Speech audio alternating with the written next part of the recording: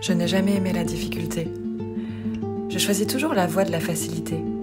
Jouer petit, rester dans ma zone de confort, abandonner si je ne m'amuse pas. Je supporte très mal la frustration qui arrive quand on fait des choses dures, compliquées, laborieuses. Maintenant, on va voir si il démarre. Oui, il démarre. Du coup, je m'en tiens à ce que je sais faire, ce qui est facile pour moi. C'est plus facile d'éviter la douleur en créant un mouvement continuel que d'affronter l'échec, le deuil et la déception, le vide entre la fin d'un cycle et le début d'un nouveau. Pourtant, l'expérience m'a prouvé que c'est dans la difficulté qu'on apprend, qu'on grandit, qu'on s'élève, qu'on devient conscient. Ça a toujours été compliqué pour moi de faire des choix. J'ai toujours préféré quand la vie m'apportait des signes ou quand tout semblait évident. Les choix sont difficiles parce qu'ils demandent de renoncer à des parts de soi, à des rêves, à des repères. Faire un choix, c'est accepter de fermer une porte, sans savoir si la suivante s'ouvrira. J'ai toujours préféré quand la vie décidait pour moi, quand tout devenait évident, quand les signes s'alignaient tout seuls, mais parfois, les signes sont flous ou contradictoires. Les choix les plus difficiles à faire sont ceux qui nous confrontent à notre vulnérabilité, ceux qui nous demandent de ne plus fuir, de ne plus se raconter d'histoires, de regarder en face ce qu'on ne voulait pas voir. C'est ne pas choisir quelqu'un juste parce qu'il nous choisit. C'est respecter son propre rythme, même si ça met l'autre en insécurité. C'est maintenir un silence, même quand tout hurle en nous de le rompre.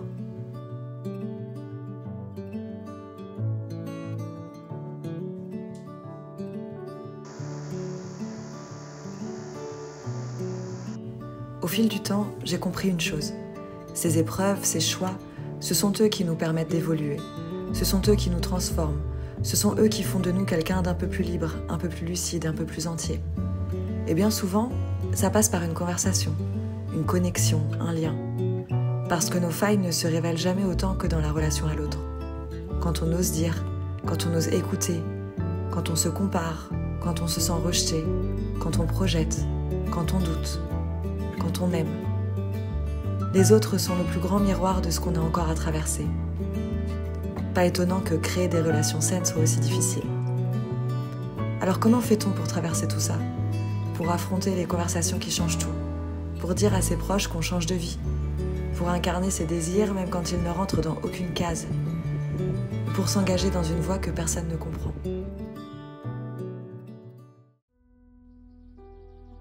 J'aime à croire que l'univers nous envoie des signes et des tests. Des situations qui sont là pour nous montrer le chemin et d'autres pour tester la détermination avec laquelle on prend nos décisions.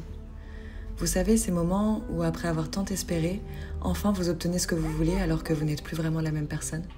Était-ce un vrai choix ou des paroles en l'air ? Est-ce que quand tu as décidé seul dans ton coin de suivre ton intuition, tu le fais vraiment ? Est-ce que quand tu as décidé l'autre soir avec tes amis de ne plus te contenter des miettes, tu es vraiment prête à le faire ? Est-ce que quand tu as choisi de le quitter parce que tu méritais mieux, tu le pensais vraiment ? Moi aussi j'ai été testée. C'est dur de laisser aller toutes les projections, tous les rêves, toutes les idées qu'on se faisait d'une histoire ou d'une personne. J'ai aimé très fort.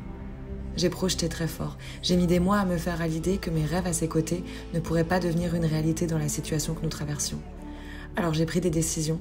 J'ai choisi de me choisir, de choisir la clarté, l'espace, le temps. J'ai choisi de ne plus être acquise. Et puis il est revenu. Avec les mots, avec la motivation, avec même une partie du travail fait. Mais était-ce pour autant suffisant ? Était-ce ce que j'attendais depuis des années ou était-ce ce fameux test de l'univers pour s'assurer que je suis vraiment prête à avancer ? Il m'aura fallu des semaines pour trouver les réponses en moi. Mais un jour j'ai compris. La situation était presque parfaite. Presque. En m'en contentant, je renvoyais à l'univers le message que je n'étais pas vraiment prête à avancer. Je disais encore oui à une situation qui ne me convient pas complètement. Je restais dans mes projections, pas dans la vérité de ma réalité. Mais croyez-moi, ça aurait été tellement plus facile de dire oui. Ce n'est pas que je le croyais pas. Justement, je le croyais. J'étais sûre qu'il allait réussir à avancer, mais tout au fond de moi, la petite voix murmurait qu'il me fallait plus de temps. Accepter d'y retourner maintenant ne semblait pas aligné avec mon timing. Bien entendu, la nouvelle a résonné comme un cataclysme. Mon choix a créé de la souffrance et beaucoup de rejet. Je ne vais pas mentir et dire que j'y suis restée insensible. Bien entendu que j'avais envie de lui dire « Ok, on réessaye, et tant pis pour ce que mon intuition me dit ». Bien entendu que j'ai voulu céder 1000 fois à la facilité de dire oui, parce que c'est dur de voir l'autre souffrir, parce que c'est dur de tirer un trait sur tout ce qu'on envisageait. et parce que c'est dur de se dire que peut-être on a fait la plus grosse erreur de sa vie.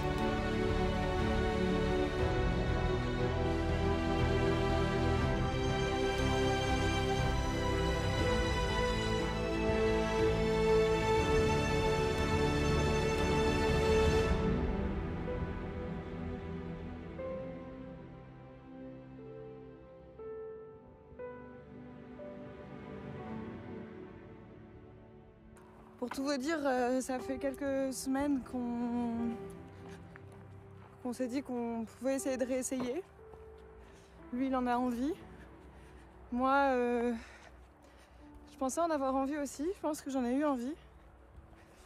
Et puis en fait, je me suis rendu compte au fur et à mesure des semaines là que j'en ai peut-être pas tant envie que ça en fait. J'ai pas d'élan en fait. Dans ma tête j'avais envie, l'idée d'essayer, de réessayer me plaisait parce que j'ai tellement investi dans cette relation, j'ai tellement projeté de choses qui ne se sont jamais réalisées, je vois aussi tellement nos points de compatibilité et tous les endroits où en fait on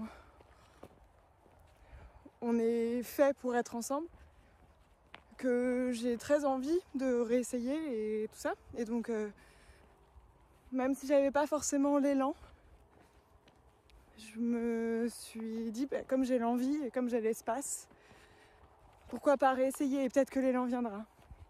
Je pense que j'avais lu ça une fois dans, je sais plus où, d'une coach qui disait que pour que des choses se passent et que ça fonctionne, fallait avoir l'élan, l'envie et l'espace.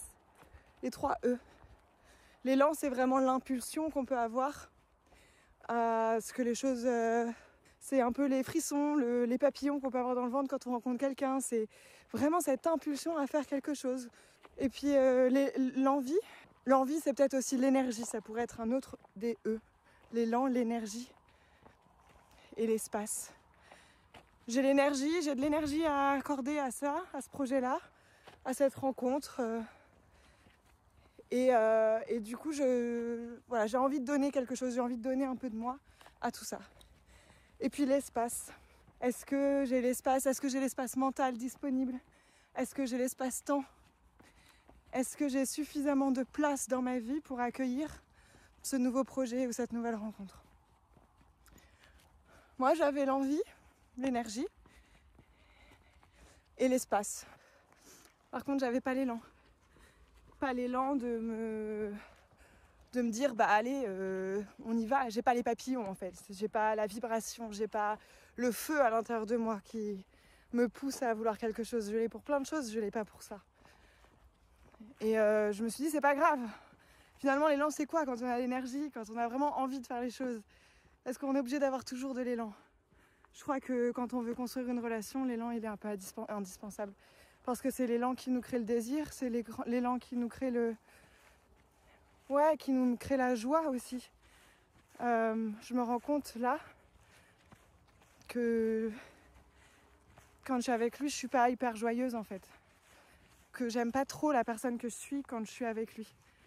En tout cas, quand je suis avec lui dans une optique de recréer un couple et d'essayer de retomber amoureux. Rien ne se passe dans mon corps en fait, absolument rien. Il n'y a pas d'étincelle, il n'y a pas d'impulsion vers lui, il n'y a pas de désir, il n'y a que dalle. Donc je pense qu'il faut que je me rende à l'évidence que c'est terminé en fait. Que moi, quand j'ai décidé que c'était terminé au mois de mai dernier, que j'avais atteint ma limite. J'avais atteint la limite de mon corps, j'avais atteint la limite de ce que je pouvais donner encore à cette relation. Ça m'a mis des mois avant de prendre vraiment une vraie décision, je vous le cache pas. Tout l'été, j'ai gambergé, je l'ai fait patienter, je lui ai dit je sais pas. Et puis à un moment donné, j'ai dit ok, on peut réessayer, parce que, comme je vous l'ai dit, parce que j'avais l'espace et parce que j'avais l'énergie. Et puis au final, on réessaye et je me rends compte que j'ai pas plus d'élan que ça en fait, et que ça reviendra pas. Alors je suis un peu désolée, mais c'est la vie, c'est comme ça. Et je préfère lui dire aussi parce que c'est une manière de le respecter, de respecter son temps à lui, de respecter son énergie à lui, de pas le faire espérer ou poireauter pour rien. Et surtout que moi je suis incapable de mentir, je suis incapable de faire genre, en fait je suis incapable de donner le change. Il le voit bien, j'en suis sûre, c'est une personne très intuitive et puis suffisamment intelligente pour se rendre compte qu'on n'est pas au même endroit en fait, et que je suis pas forcément celle que j'ai été quand on s'est rencontrés, ou quand on a, enfin sur les 4, ou la même que les 4 dernières années. Je pensais être sûre de mon choix, j'en étais peut-être pas si sûre que ça. Aujourd'hui j'en suis vraiment certaine. Je suis passée à autre chose. Ça va être encore une conversation difficile à avoir, mais je crois que c'est dans les conversations difficiles qu'on avance le plus, qu'on comprend le plus, même si c'est douloureux, même si ça fait du mal à l'autre. Je suis reconnaissante pour tout ce qu'on a vécu. Vous voyez, je vous en parle, j'ai même pas envie de pleurer, très peu. C'est que le chemin a été fait de mon côté et que c'est tout, c'est comme ça. Je pense que je vais reposer cette caméra et puis je vais lui téléphoner et puis peut-être que je vous raconterai un peu plus tard dans la semaine.